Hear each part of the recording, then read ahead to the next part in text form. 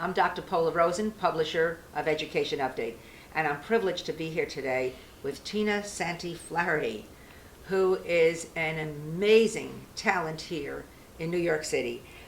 She has had an incredible career in show business, in the corporate world, as a novelist, as a philanthropist, and she has had a deep and abiding interest in Winston Churchill. So Tina, can you tell us a little bit about, let's begin with show business, which I think you started with your interest in Tennessee and Memphis when you were a university student. Can you tell us a little bit about how that intersected then with the corporate world? Yes, in college, all my life I wanted a television show. So in college I finally got one, and it was called The Big Beat. And we interviewed visiting personalities like Elvis. I mean, Elvis lived in Memphis, but he would come on the show, and Johnny Cash, and very Miss Dairy Queen, and people like that. But the kids came on and danced, and it was a lot of fun. And I wrote the commercials as well. So that television show kind of paved the way for the rest of my life, because people said, "Oh, you had a television show. Well, you must can do this. You must can do that." You know, they give you a lot of credit, sometimes maybe more than you actually deserve. But anyway, so that sort of started me going, and then I was a disc jockey for the nation's first all-girl, as they called it then, radio station, WHER. Have you ever heard of it? No, but I'm in favor of old girls. Well, it was started by Sam Phillips, and Sam Phillips discovered Elvis, Johnny Cash, Howling Wolf, Charlie Rich, Jerry Lee Lewis, and I like to say he discovered me too. So he gave me a spot on the nation's first all-girls radio station, and we were number one in the market. We played good music, and used to make the guys just really used to upset them because we were number one. So after that, I decided to come to New York and pursue television. And I was a little naive at the time because there weren't any women on television in the early 70s with major shows, other than Barbara Walters did very occasional appearances. So I was hired by Gray Advertising to go on television on behalf of various products, and then that led, which we can talk about a little later on, to my corporate career at Colgate-Palmolive. Well, you really forged a path in the corporate world. You were one of the first women to have a sterling career at the top of the corporate ladder. How did you do that? Well, it was kind of miraculous, I guess. But I'm one of those kinds that, it never entered my mind to say, that's not part of my job. I work hard. I believe in giving an honest day's work for an honest day's pay. And I respected authority. I didn't try to challenge my boss and try to prove him wrong, and so on. So I think the fact that my ego is minimalized, really helped. But there was only 5 women like me that held similar positions in the U.S. That reported in a Fortune 100 company, reporting directly to the CEO, because I was a corporate officer elected by the board of directors of Colgate-Palmolive. I once asked you a question about how young people can enhance their opportunity to be hired for jobs, and so many of them are looking for jobs today.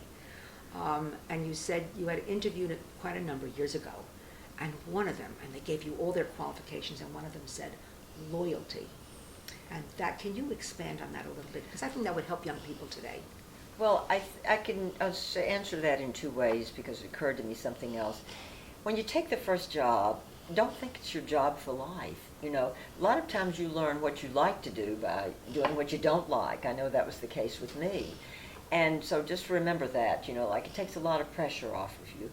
But I remember when I was interviewing various candidates for a spot within my department, and because I reported to the CEO, a lot of people were anxious for me to hire them because they knew they'd get the same kind of visibility. And I interviewed about 10 candidates. Most of them appeared to be qualified, but the one person that said to me, "Tina, I'll be loyal to you. You can count on me. If you have to be absent for some reason, I'll take your place, but you can count on my loyalty." I hired him. It was as simple as that.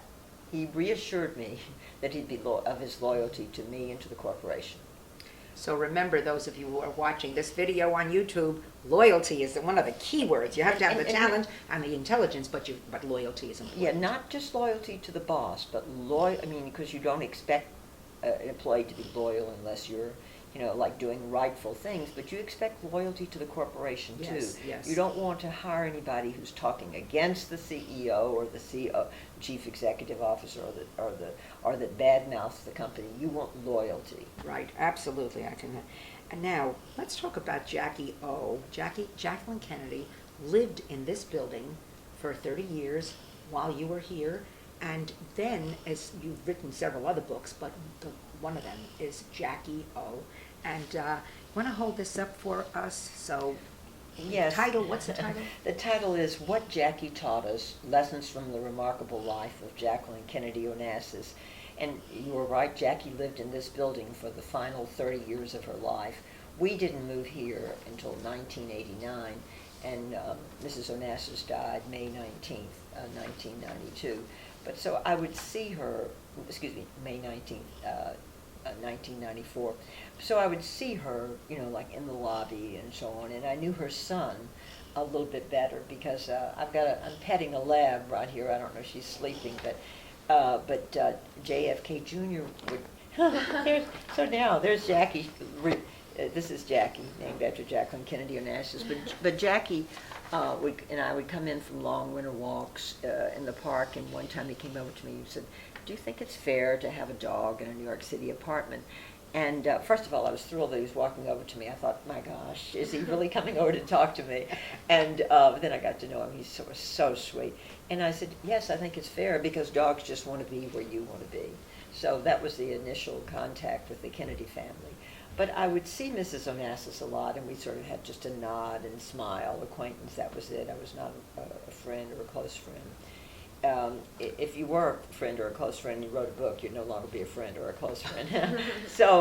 But what was the incentive to write the book about her? Well, because I admired her. Okay. And I thought, and as a corporate person, you naturally think, well, how does this person get here or this person get there? What do they do to get to the top? Right. And so I thought, how did she become this international icon?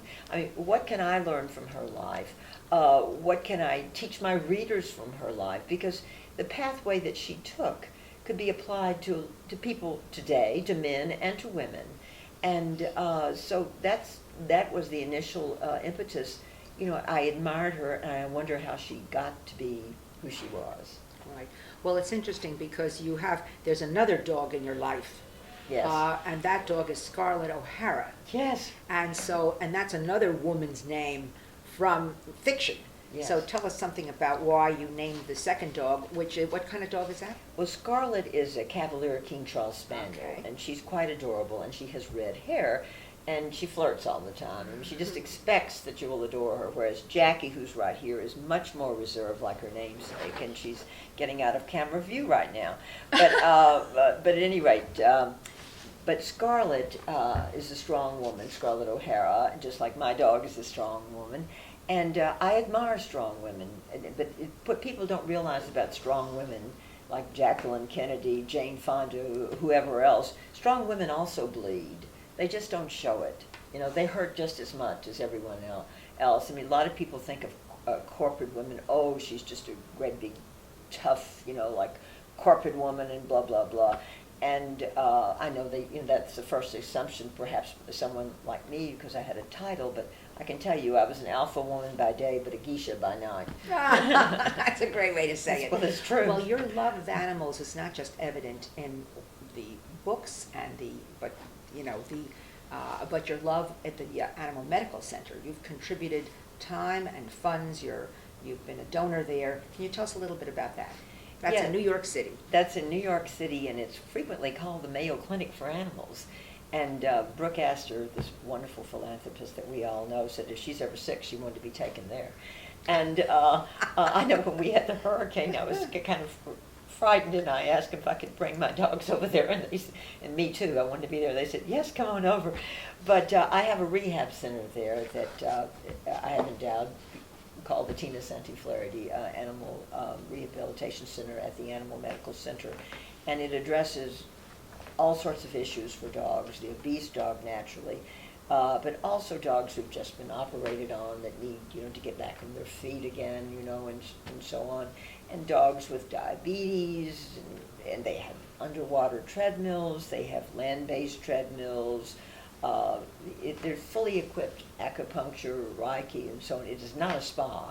Although I joke about Scarlett, she goes over there because she can't stand to be without Jackie. I mean, they're so bonded, and I send her, and we joke that we get her bikini line in order, because we give her like exercise, but she gets on that treadmill and so on, because she tends to just want to sleep and eat. I've been to the Animal Medical Center. In fact, they have dentists there, and I saw them operating on dogs, and they do everything. They have do all the everything. subspecialties that they have for humans in a hospital. Oh, so I can absolutely. understand the comment, if something happens to me, I'll go to the Animal Medical Yes. Center. You're a major supporter of Churchill College in Cambridge, and now there's a fabulous Churchill exhibit at the Morgan Library, which you have also supported. You're a great major supporter of Churchill College as well. Can you tell us a little bit about this long and deep interest in Winston Churchill? Well, it is a very sincere interest, as a lot of my friends joke and say, you worship at the Church of Churchill. And I actually do. Churchill is my hero, and I think everyone in life needs a hero. Whether it's an older brother or a sister or whoever it is, you need someone to look up to and to admire. But Churchill, his words spoke to individuals as well as to nations, and we all know how he saved Western civilization from the tyranny of Hitler. But in my particular case, Churchill spoke to me figuratively, not literally, personally, because I was going through very tough times, and I happened to pick up a book about his life, and that really resonated with me, because he said, in great things and small things, never, never, never give up. And I thought after that, I'm not going to give this up. I don't care what lawyers say and legal advisors say. I'm not going to let this slip because it was dishonest. And when I know that I have right and on my side, I will not give up. And so just as Churchill would not give up because he knew he had right on his side. And what about the Churchill Lecture Series at Hunter College under the aegis of President Jennifer Rabb? Can you tell us a little bit about what prompted that? With great pleasure. Because I had sponsored another, through the Writing Center, and our mutual friend Louis Frumkes, who's the director, I had sponsored the Irish Voices with everyone from Pulitzer Prize winner Frank McCourt to Edna O'Brien, all the great Irish writers. And then it was over after 5 years, and I thought, what will I do next? And I was taking a shower, and I thought, I know, the Winston Churchill Literary Series. And I happened to tell Jennifer, and of course Jennifer is and Faye Rosenfeld, who heads up the Roosevelt House there, and they both got it immediately, and they started laughing. They said, water must be a theme in your life and in Winston Churchill's life, because Franklin Delano Roosevelt burst in on Winston Churchill one time. He had to stay at the White House, and Sir Winston was taking his bath, and they created a League of Nations. Well, so in the shower, I created the idea of the Winston Churchill Literary Series, and we inaugurated it this past June 8th at the Morgan Library and Museum, where there's this fantastic exhibit currently going on. Fabulous exhibit. And there are writings in Winston's handwriting, some of his letters, and a report card from his early days that says wherever there's a trouble, Winston is there. Yeah. It's very interesting, because this man did have some problems in school. Any future endeavors on the horizon?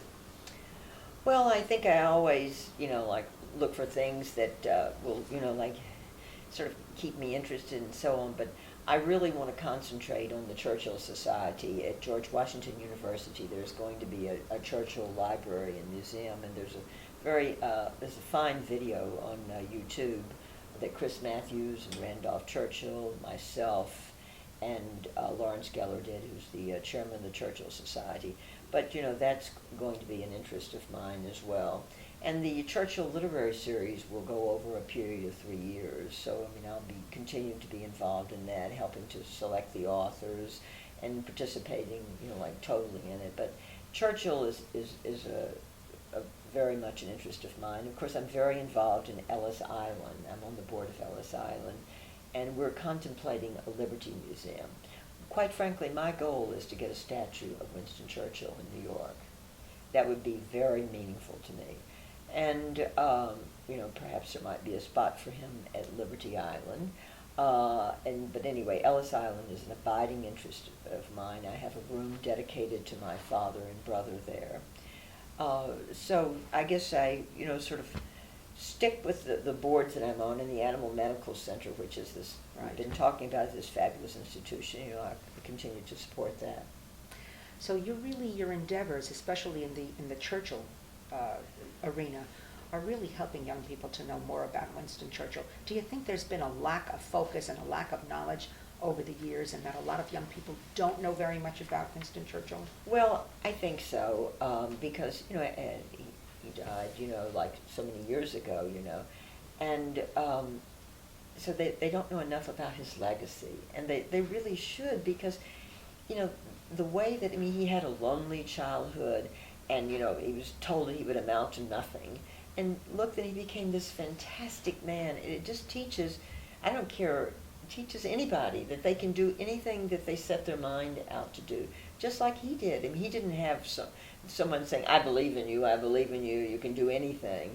He had to create his own self-belief. I should, Paul, before I forget, tell you that I'm very involved in the Irish Repertory Theater, and which the Wall Street Journal calls the finest small theater company in America. Yes. The finest. And I endowed this wonderful stained glass window that was done by Pather Lamb, and my name, they very graciously put my name in there, and everyone at the Irish Rep, especially Charlotte Moore and Kieran O'Reilly, joke. It says, takes saints at least 300 or 400 years to get their name on a stained glass window, and Tina did it in a year. Very good, very good. Well, of all your achievements, which ones are you the proudest of?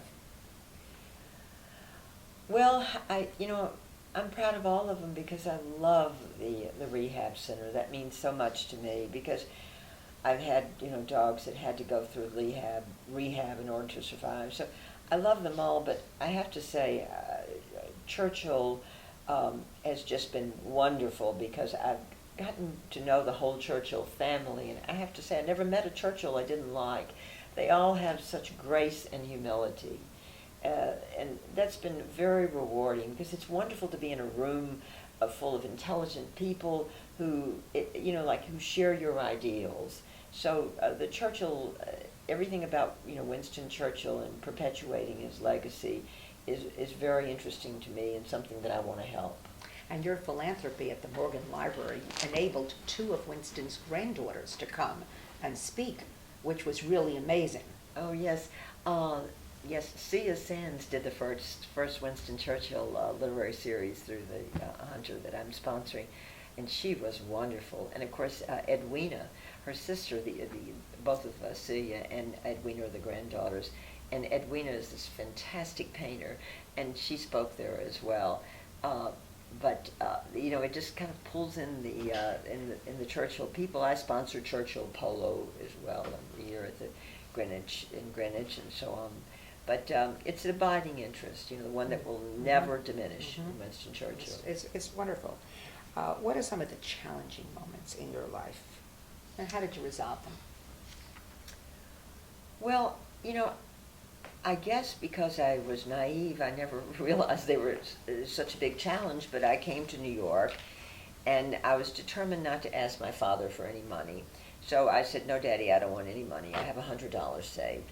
And so I came up. I didn't know anybody, and so I guess it was challenging in retrospect, but it didn't seem challenging because I wasn't afraid. Somehow I knew that it would all work out okay. And as I reflect back on it, I think, did I really come up here not knowing anybody with $100 in my pocket and an absolute refusal to take any money from my father? You were brave. I guess in a way I was brave. My grandmother used to say, in the South, Tina is pronounced Teener. And she says, Teener, all in her sister was like Anner. She says, Teener, I glory in your spunk. And I guess Granny thought I always had spunk. I've named a scholarship in my grandmother's honor at the high school I went to, but I guess I always had spunk. That's great. I just want to point out the two of the Jackie Kennedy pieces that you own. Could you tell us a little bit about those? This is I got this at the Big Onassis sale, the first one, and this is a bronze doré French a small little statue of an animal. Of course, so this belonged to Jackie. This belonged to Jackie, and naturally I couldn't resist this because Jackie had a big love for animals. She grew up with dogs, and she loved horses. I mean, I don't think Jackie ever met an animal that she didn't like, and she shared that love with her children. So this belonged to Jackie, and then I also got this at the Onassis sale. This is a set of Jackie's calligraphy brushes. Jackie was very artistic and an amateur painter. She wrote poetry. She was an avid reader, and so she had calligraphy brushes as well. Now, was this part of her collection, the mug itself? Yes, was everything. That part of that was all part of it? Everything. Beautiful. From Just Sotheby's. beautiful. I got it at Sotheby's auction. So I'd like to culminate by saying that we are sitting under a painting that actually brings together a love of animals and Winston Churchill. So can you tell us a little bit about that, and we'll wrap up with that. Yes, this is a painting, a pastel, done by Basha Hamilton. And Basha has been a friend of mine since, I guess the early 90s. And she wanted to paint me. I said, Basha, what do you want me to wear? I said, do you want me to wear something really casual, blue jeans? She says, no, I see you in a long gown with jewels. I said, that's wonderful. It's the way I see myself, too. I'd like to see myself. But Basha is married to, in all these years, I never knew this until about 2010, she's married to Ian Hamilton, and he's the grandnephew of Sir General Ian Hamilton, who was Winston Churchill's dearest and closest friend. So, so I guess it had to be that, I would wind up worshiping at the Church of Churchill. But so Basha painted this painting of me. Now that's Liam, and that's Aisling. Liam in Gaelic is brave warrior, and Aisling is beautiful dream. And those were both of my beautiful dreams, and that was painted in my Palm Beach home. But I love that painting. Chris, Basha has done the Queen Mother, Basha has done Fergie, Basha has done the Pope, but she's a wonderful artist, and somehow she always manages to make women look very nice. Well, I think that's terrific. Thank you so much for letting us come and speak with you today. This has been an honor. Thank you.